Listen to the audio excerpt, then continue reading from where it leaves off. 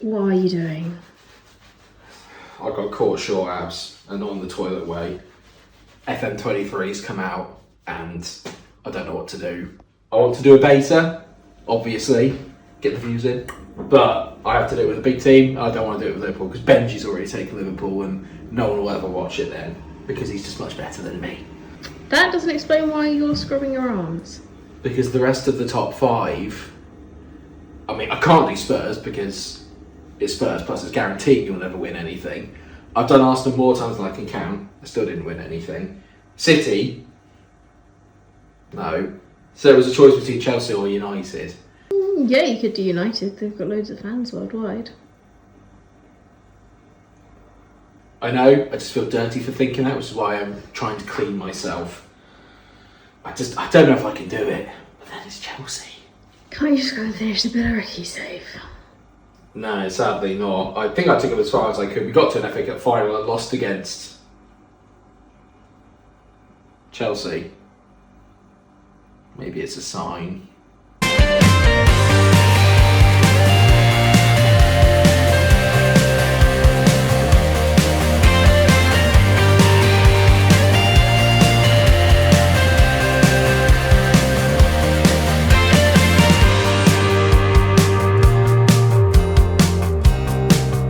That's right, everyone. Welcome to FM23. I didn't realise the beta was out tonight, so late night for me it is.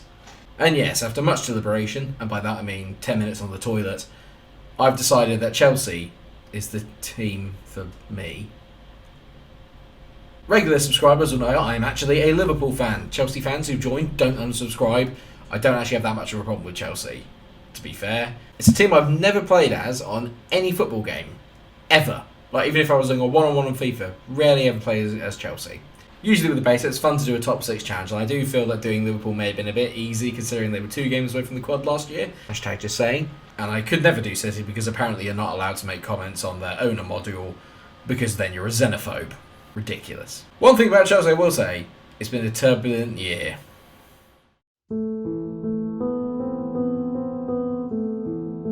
Let's turn to sanctions now. We know that the US, the UK, the EU have responded to this invasion with sanctions against Russian oligarchs. Well, the latest move by the UK government is to sanction the owner of Chelsea Football Club, Roman Abramovich. Chelsea owner Roman Abramovich has become the latest Russian oligarch to have his assets frozen by the UK government as part of sanctions over the war in Ukraine. There's no way that Chelsea can go bust. The government are going to have to ease restrictions if need be. I can't see how a £2 billion, £3 billion sale can go ahead in the next 15, 16 days, which is apparently the amount of time that Chelsea have in terms of needing to bring new money in. They're going to have to make sure that a sale goes through. A statement has just dropped on the Chelsea website saying that Roman Abramovich has completed the sale of Chelsea Football Club and related companies to an investment group led by Todd Burley and Clearlake Capital.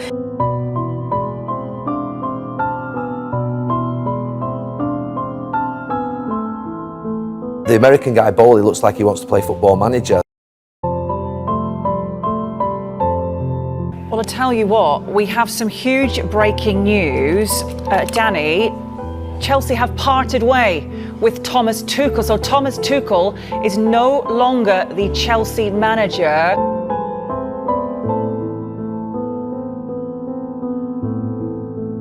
But hopefully, I'm going to bring the good times back to Stamford Bridge. I know that they've got Graham Potter in real life, and he's a brilliant manager, and probably one of the reasons why I don't mind Chelsea, because I really, really like him. But I'm not him. New subscribers, I'm not very good at FM, so this is going to be fun. Having said that, it is worth noting that we are actually only predicted to finish 5th by the media this year. Such is the kind of scattergun approach that they had to the transfer window at the end. Obviously, there have been new additions to the squad in the form of Raheem Sterling. You've got Aubameyang. Sterling doesn't even apparently make the best squad, which I find baffling. Absolutely baffling. We will sort that out. I never realised they had Dennis Zakaria on loan. He's a great player, and one that I will definitely be utilising during this campaign. There's a few good ones here. Sign the players under age 23 for the first team. We can definitely do that. Develop the best youth system in the country. I actually personally think Chelsea already have the best youth system in the country, to be fair. Develop the Premier League's best youth system. Again, I think we've already done that. develop the best youth system in the world. It's very heavily based on youth, and I really, really like that, because it's not something you often get with Football Manager in general, or football games, and they don't really give you the ability to do it. I'm very excited about this. In terms of the actual save, I expect this to maybe be, I don't know, maybe a 3 or 4 year save, potentially, depending on how well we do. It could last 2. If I go and win everything in the first 2 seasons, brilliant. But I expect it to be around about a 3 to 4 year save, and then obviously when the main game comes out, we'll then move on to the main save of this year, which I will talk about in another video. Play attacking football, sign high reputation players. I think with the previous ownership regime, playing entertaining football and attacking football maybe wasn't so much the actual the objective. The objective was to win stuff. One thing that is for sure is that I am definitely going to struggle to do some of these things here. Finishing above Tottenham, finishing above Liverpool, finishing above Arsenal. I mean, finishing above Tottenham should be easy. Finishing above Liverpool and Arsenal, maybe a little bit difficult. I like this, so this is new. I'm expecting a challenge for the Premier League. So obviously the beauty of this is that I've not seen FM23. This is literally the first time I'm here loading up, and I know that they've added a few things. Remember, this is the beta, so this is not going to be the complete version of the game. There are going to be bugs, there are going to be glitches, and there are going to be issues with it. If you've bought FM23, let me know what you think of it and what you're doing for your beta save to start off the season. And while you're at it, drop a like on the video, share, and subscribe if you enjoyed the intro and just enjoy seeing my lovely face. What I really want to get through at the end of this episode is obviously sort of talk about the save, and also to maybe then have a little bit of a look at the squad and who we're going to keep and who we're not going to keep. There's obviously a new number of additions that FM have made. I won't lie, I wasn't particularly that blown away with some of the new features I saw. The first one here is the squad planner, which obviously this might be a good save for it, really, because obviously if we're going to be doing it over a 2, 3, 4 year season, this might be a good chance to actually use the squad plan, but I'm intending to use that a lot more in the main save this year. If I can help it, there's definitely going to be some outs in the squad, because it's a very bloated squad, and there's a lot of players that I don't really think cut the mustard for a Chelsea level, if I'm 100% honest, and there's a lot of players that I would like to change out. Hopefully, I'll get through this, and I shall see you in a minute. We are back, and it has been busy, it is safe to say. I'm very much looking forward to our first game, which is away at Old Trafford. Grand. Ten Hag versus Munch. Both brand new managers to the Premier League. It's going to be fun. There have been transfers. Who have I brought in? Try not to get angry, okay? It's worth noting I started off with a budget of £13.5 million, and I think the wage was around about 70k. First player to go, Hakim Ziyech. I'm pretty sure this won't annoy most Chelsea fans. It just hasn't really worked, has it? You can see there, 6 goals and 46 appearances. Good player, just not really of the standard required, and I would say the same with Christian Pulisic, who I am actively looking at potentially trying to sell, but the only club that wants him is Tottenham, and in true Daniel Levy style, they only want to pay £16 million for him, which is an absolute no-go. I did sell Ziyech to Inter for just under £12 million, which was sort of nearly around his valuation, really. I wanted to try and get 20 originally. They weren't willing to do it, but it did offload a load of wages off of it to get him out. But he is not the big sale, and this is going to be a bit controversial. I sold Jorginho to PSG. This is going to annoy a lot of people. Or maybe it won't, I don't know. He's not my kind of player. He's not very quick. He's not very strong. He's pretty good on the ball, which I quite like. Doesn't offer you anything going forward, apart from penalties. And I've got plenty of good penalty takers in the team. £55 million is the fee that I got from PSG for him. You can mug them off, and I feel like I have done. He's 30 years old. He doesn't fit the profile of the kind of player that we are going for. We've got a lot of good central midfielders, and don't worry, I have replaced him with who I think is a better one overall, and a lot more my kind of style and the kind of football that I want to play. Chelsea have always been the team that are kind of just effective, is the best way I can put it, just effective. They know how to defend, they know how to kind of be very clinical. Effective and clinical. We now want to revolutionise that into something that's a little bit more attack-minded and a little bit more energetic. Jorginho does not fit that, for me, personally. So I have sold him, and 55 million I think is a really, really good deal. I've also sold a couple of youngsters. Charlie Webster's one that maybe isn't the best one to sell off, but he's gone to Newcastle for 600k. And Kane Chukwuemeka has gone off to Hull, but only on loan, because he is definitely a player later on in the save I'm looking to use. So those are the outs, but who have I brought in? I'm excited about some of these, actually. I haven't gone mental. I've only brought in 3 players, and I think this guy could be very good. And I think he's going to be very good on Football Manager this year. If you've never heard of him, I've actually known him in real life, and he is Excellent. Oh, I always struggle to pronounce names. Filippo Tarracino. Tarracciano? We might call him Filippo. Bought him from Verona.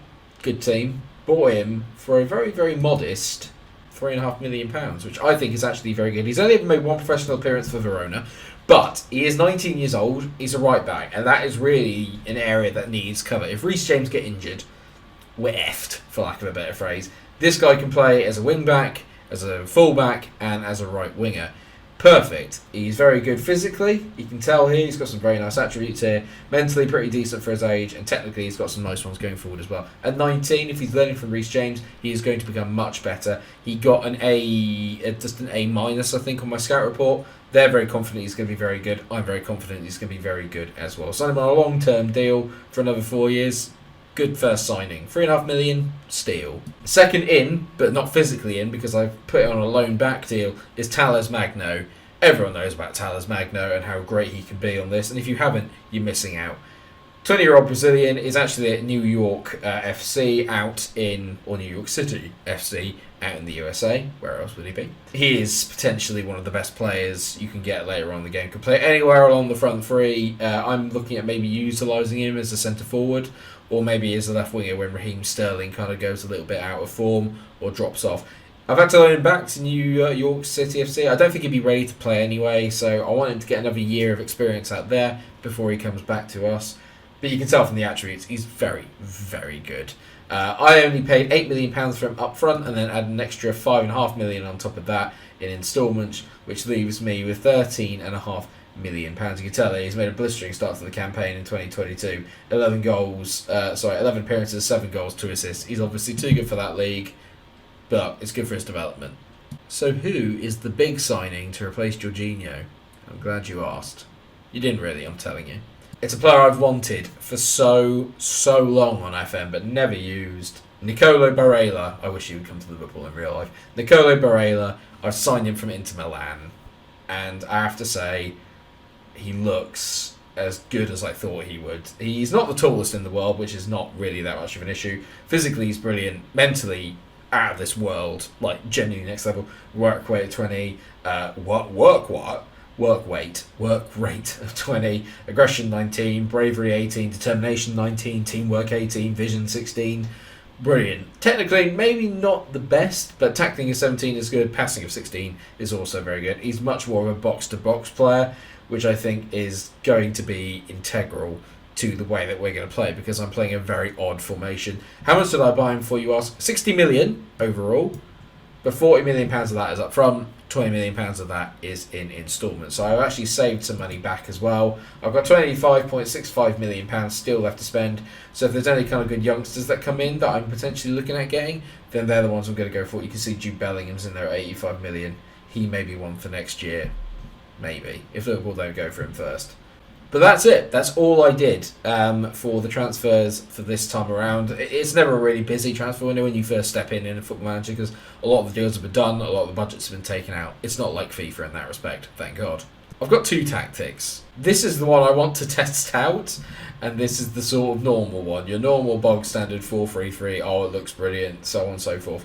This is the one I really want to try out. It's a randomish sort of 5-1-3-1 formation.